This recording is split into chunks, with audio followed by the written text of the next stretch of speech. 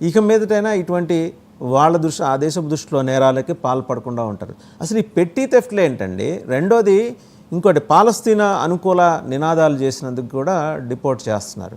ఇప్పుడు అవి చాలా సీరియస్ ఇష్యూస్. ఆ దేశం పాలస్తీనాకి వ్యతిరేకంగా ఏదో ఒక నిర్ణయం పాలసీ డెసిషన్ తీసుకుంది. మనం వెళ్ళి వీరతాళ్ళు వేసుకొని ఆ ప్రదర్శనలో పాల్గొని ఆ గొంతులు కలుపుకోవాల్సినంత నెసిటీ లేదు. మనం వెళ్ళింది ఏంటి ఇక్కడ? చదువుకుంటానికి. చదువుకొని వచ్చేస్తే అయిపోతుంది కదా కిరణ్ గారు? చదువుకుంటాం కదండి, సంపాదించడానికి వస్తున్నాం. చదువుకోవడం అనేది మనం గ్లామర్గా చెప్పుకుంటాం, కానీ మనం అమెరికాకు వచ్చేది డబ్బుల కోసం వస్తున్నాం సార్. రైట్. పోనీ సంపాదనకి వెళ్ళినప్పుడు సంపాదన మీద దృష్టి పెట్టాలి, కానీ వీధుల్లో జరిగే ఆందోళనలో మన జెండాలు పట్టుకొని అనుకూల నినాదాలును అవన్నీ చేయాల్సిన అవసరం లేదు కదా. మన పిల్లల మీద తల్లిదండ్రులు 50 లక్షల రూపాయలు 60 లక్షల రూపాయలు ఇన్వెస్ట్మెంట్ పెడుతున్నారు సార్. తల్లిదండ్రులను దృష్టిలో పెట్టుకుని మన అభ్యుదయ భావాల్ని అమెరికా రోడ్ల మీద ప్రదర్శించాల్సిన అవసరం అయితే లేదు కదా. 100%. అంటే సార్, అంటే దీన్ని అంటే లైన్గా మాట్లాడుకుందాం సార్. ఇప్పుడు అంటే మీరు ఇందాక సుబ్బారావు గారు మీరు అడిగిన క్వశ్చన్ ఏంటంటే అమెరికన్స్కి అదే చట్టాలు వర్తిస్తాయని అడిగారు. 100% అవే వర్తిస్తాయి సార్. ఇక్కడ మామూలుగా అయితే షాప్ లిఫ్టింగ్లో $100 వరకు అయితే మీకు వార్నింగ్ ఇచ్చి కట్టేసిపోతావా లేకపోతే వదిలేసిపోతావా అని అడుగుతారు సార్. $100 నుంచి $1000 అంటే $999 వరకు అయితే మీకు మిస్డెమినర్ B వేసి లోపలేస్తారు. ఆ $1000 కంటే పైన అయితే జైల్లో వేసి కోర్టుకు హాజరుపరుస్తారు. అంటే $1000 లోపల అయితే రాత్రి నుంచి పొద్దున్నే బెయిల్ బాండ్ మీద రిలీజ్ చేసి పంపించేస్తారు. సో అంటే చట్టాలు ఇక్కడ అందరికీ సమానమే. ఇది అమెరికన్ సిటిజనా, ఇది ఇండియన్ సిటిజనా అనేది కాదు, పీపుల్. అందుకనే పీపుల్ అంటది. అమెరికన్ కాన్స్టిట్యూషన్లో మీరు ఎక్కువ సిటిజన్ అని చూడరు, పీపుల్ అనే చూస్తారు. The people of America. So పీపుల్కి అందరికీ అదే సేమ్ చట్టాలండి. మీరు అన్నట్టుగా 36 ట్రిలియన్ల అప్పు ఉందంటే అప్పు ఉంది. అప్పు తీర్చడానికి వీళ్ళేమో పనికిరారు సార్. మనకి ఇండియా నుంచి దగ్గర 6 లక్షల మంది అమెరికాలో ఇవాళ రోజు చదువుకుంటున్నారు. మనం ఇప్పుడు వింటున్న కేసులు మేడం గారు చెప్పినా, మేమందరం చెప్పినా బాగా ఉంటే 2,000-3,000 ఉంటాయి. అంటే ఈ 3,000 కేసులు కూడా ఇందాక మనం అనుకున్నట్టుగా మోరల్ టర్పిట్యూడ్ అవి కూడా రాష్ట్రానికి మారిపోతుంటుంది. కానీ దాని బేసిస్ మీదే ఈ సెక్షన్లు అనేవి నడుస్తున్నాయి. అంటే మనకి 3,000 మంది రాటన్ యాపిల్స్ ఉన్నాయి. మొత్తం రాటన్ యాపిల్స్ అన్నాను. 3,000 మంది తప్పు చేసిన వాళ్ళు దొరికారు. ఆ తప్పు చేసిన వాళ్ళ మీదనే కేసులు నడుస్తున్నాయి. ఆ కేసులు కూడా న్యాయపరంగా చట్టపరంగానే నడుస్తున్నాయి. ఇదేమి విచిత్రంగా నడవట్లేదు. ప్రాబ్లం ఏంటంటే మనం ఈ దేశానికి వచ్చాము, ఇక్కడ చట్టాల ప్రకారంగా నడవాలి అనేది మనం విధిగా చేయాల్సిందే. ఆ విధిగా చేయకపోవడం వల్ల మనం దాన్ని కాంప్లికేట్ చేసుకుంటున్నాం. మనం అంటే మీరు ఇందాక ఇంకో క్వశ్చన్ అడిగారు, ఆ క్వశ్చన్ చెప్పండి సార్ మళ్ళీ ఒకసారి. పాలస్తీనా అనుకూల విధానాలతోటి అంటే విదేశీ విధానాలు అంటే ఇది ఇందాక మాట్లాడుకున్న ఇమిగ్రేషన్ చట్టంలోని అమెరికన్ ఫారెన్ పాలసీకి ఆపోజిట్ గా మీరు ఏది మాట్లాడినా మిమ్మల్ని డిపోర్ట్ చేయొచ్చు, మీ వీసా రివోక్ చేయొచ్చు అనే చట్టం ఉంది సార్. అంటే that I believe, I can be wrong, I believe even tariff మీద కూడా ఇప్పుడు H1B మీద ఉన్న వాళ్ళు కానీ లేకపోతే స్టూడెంట్ వీసాల మీద ఉన్న వాళ్ళు కానీ చైనా మీద వేసిన టారిఫ్ మీద, ఇండియా మీద వేసిన టారిఫ్ మీద ఆపోజిట్గా మాట్లాడినా అది అమెరికన్ ఫారెన్ పాలసీ ఎగ్నెస్ట్గా అవుతుంది. దాని మీద ఈ పాలస్తీన్ల లాగా శిక్షిస్తారా అంటే వేయకపోవచ్చు, కానీ it comes under the foreign policy affairs. So Palestine గురించి తప్ప రైటా రాంగా అంటే నా దృష్టిలో తప్పు. ఎందుకంటే అమెరికాలో వాక్ స్వాతంత్ర్యం ఉంది, ప్రతి ఒక్కరికి people have right to speech. ఈ రైట్ టు స్పీచ్ ఉంది, ప్లస్ ఇందాక మేడం చెప్పినట్టుగా మనకి డ్యూ ప్రాసెస్ కూడా ఉంది. అమెండ్మెంట్లో డ్యూ ప్రాసెస్ కూడా ఉంది.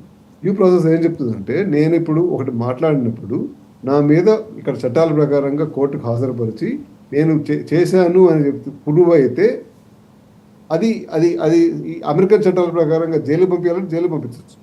అమెరికన్ ఫారిన్ పాలసీకి ఆపోజిట్గా ఉంది అని బియాండ్ డౌట్ ప్రూవ్ అయితే నన్ను డిపోర్ట్ చేయొచ్చు. నా వీసాలు రివోక్ చేసి బాబు నువ్వు నీకు 1 వీక్ టైం ఇస్తున్నావు. అలా డిపోర్ట్ అవుతున్నారా ఈ పాలస్తీనా అజిటేషన్ ప్రొటెస్ట్ లో క్యారీ అవుట్ చేస్తున్న వాళ్ళు? డిపోర్ట్ అవుతున్నారు. వాళ్ళని డిపోర్ట్ చేసిన పద్ధతి తప్పే, వాళ్ళని డిపోర్ట్ చేసిన అది కూడా తప్పే. అందుకనే ఇక్కడ సుప్రీంకోర్టు కూడా దానికి ఆర్డర్లు ఇస్తుంది, ఇట్లా చేయకండి, ఇది చేయకండి, ఇది చేయకండి అని. అంటే ఇది fight between the judicial system and executive branch లాగా నడుస్తుంది సార్. అంటే ఎన్ని రోజులు నడుస్తుందనే చెప్పలేము. కాకపోతే ఈవెన్చువల్గా జడ్జిమెంట్స్ అనేవి గ్యారెంటీగా జడ్జిమెంట్సే ప్రివేల్ అవుతాయి. ఎందుకంటే అమెరికాలో చట్టాలకి ప్రాముఖ్యత ఉంది.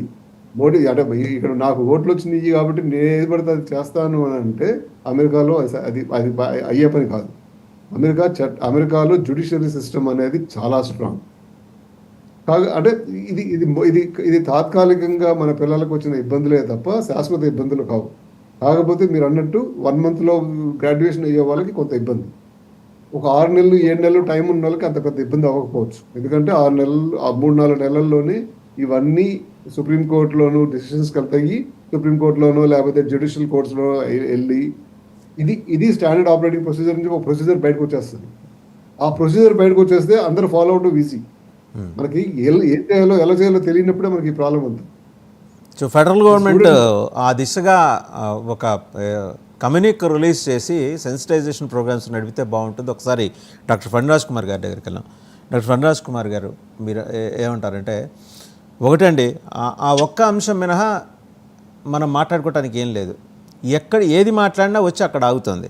ఫారిన్ పాలసీకి, వాళ్ళ దేశపు విదేశాంగ విధానానికి వ్యతిరేకంగా మాట్లాడాల్సిన అవసరము, దానికి తగ్గట్టుగా ర్యాలీస్లో పాల్గొనటము, నినాదాలు చేయటము, ఇవి వాళ్ళు తప్పు పడుతున్నప్పుడు అందులో వెళ్ళి దూరి మన తలకాయ దూర్చి ఎందుకు తలపోటు తెచ్చుకోవాలి? వెళ్ళింది చదువుకోవడానికో ఉద్యోగం చేసుకోవడానికో, అంతవరకు మనం జాగ్రత్తగా ఉంటే సరిపోతుంది కదా. నేను స్వేచ్ఛ గురించి మాట్లాడట్లా, అది పొలిటికల్ డిబేట్ అయిపోతుంది. నేను చట్టానికే కన్ఫర్మ్ అవుతున్నా. ఇక్కడ 2 విధాలు నేను, ఒకటి ఈ గవర్నమెంట్కి పాలసీస్కి వ్యతిరేకంగా మాట్లాడతాం అనేది అది దేశద్రోహం కింద వాళ్ళు లెక్క పెడతారు. ఇక్కడ దేశానికి ఎందుకంటే వాళ్ళు చేసిన పాలసీలని మనం ఇక్కడికి ఏలియన్స్గా వచ్చి చదువుకోవడానికి వచ్చి ఉద్యోగానికి వచ్చి దాన్ని వ్యతిరేకించడానికి వాళ్ళు చాలా తీవ్రంగా పరిగణిస్తారు. అది ఒక కేసు. ఇంకొకటి స్వయంకృతంగా అనమాట, ఏది ఇట్లాంటి చిన్న చిన్న థెఫ్ట్లు, పార్కింగ్, డిఓఈలు, ఇవన్నీ కూడా. ఈ 2 దీని తర్వాత లాకి వెళ్ళినప్పుడు వాళ్ళు వేసే ఫైన్స్ ఏంటి అది డిపోర్టేషన్. ఆ డిపోర్టేషన్ చేసిన విధానం మీద మనం ఎక్కువ మాట్లాడుతున్నాం. ఎక్కువ సెన్సిటైజేషన్ ఎక్కడైపోయిందంటే డిపోర్టేట్ చేసిన విధానం మీద. కానీ అసలు మూలంగా ఎక్కడైతే మిస్టేక్ జరిగిందో దానికంటే కూడా ఈ సోషల్ మీడియాలో కానీ మీడియాలో ఎక్కువ డిపోర్టేషన్ విధానం తప్పు అంటున్నాం. మనం ఒక స్టెప్ వెనక్కి వెళ్ళి చూడాలి. ఫస్ట్ ఆఫ్ ఆల్ ఎందుకు తప్పు చేయాలి, ఆ తప్పు ఎక్కడ జరిగింది, అలా కరెక్ట్ చేసుకుంటే కానీ మనకి అది పాజిటివ్గా వెళ్తారు. ఎప్పుడు వచ్చి కొత్తగా వచ్చే వాళ్ళకి ఇది సంఖ్యలేయటం తప్పు, అలా తీసుకెళ్ళటం తప్పు, మన C21 ఏదో ఫ్లైట్లో తీసుకురావడం తప్పు, ఇట్లా మాట్లాడుతున్నారు ఎక్కువ. అంటే సోషల్ మీడియాలో ఎక్కువ వస్తుంది, అది న్యూస్ ఎక్కువ, అది వస్తుంది ఎక్కువ.